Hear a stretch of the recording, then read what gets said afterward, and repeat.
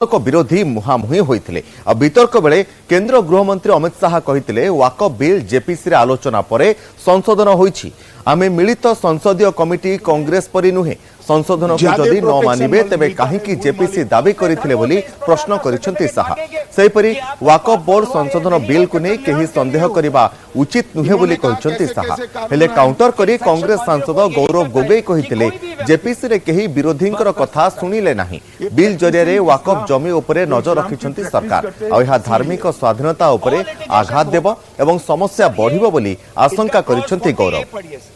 Revenue officer वही तो अगर वक़्फ़ की भूमि जो बकी है वो भूमि आपका ही आग्रह था कि कमिटी जॉइंट पार्लियामेंट्री कमिटी बने।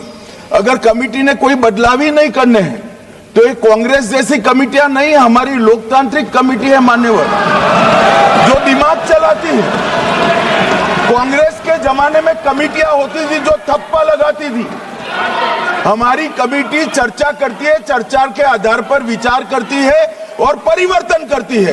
अगर परिवर्तन को स्वीकार ही नहीं करना है तो कमिटी काहे को लिए है भाई? सर दुख की बात करनी पड़ेगी सर कि जेपीसी में ये कहते हैं कि सबका इन्होंने राय सुना, लेकिन आपको भी पता है विपक्ष के द्वारा एक भी संशोधन को इन्होंने स्वीकार नहीं किया।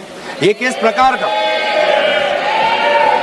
हमने भी बहुत से जेपीसी देखे हैं सर, ऐसा जेपीसी नहीं देखा जहां पर क्लॉज बाय क्लॉज डिस्कशन भी नहीं हुआ सर। पूरी तरीके से वोटिंग हो गई।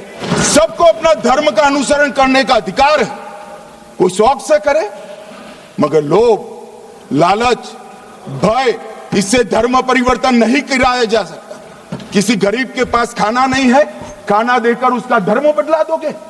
कोई थोड़ा कम पढ़ा लिखा व्यक्ति है, उसका धर्म बदला दोगे? ऐसे नहीं होगा मान्यवर। और आपने भी किए हैं कानून, आप नए नए आए हो, आपको मालूम नहीं है मान्यवर, इनको मालूम नहीं, अभी अभी आए हैं 5 साल से।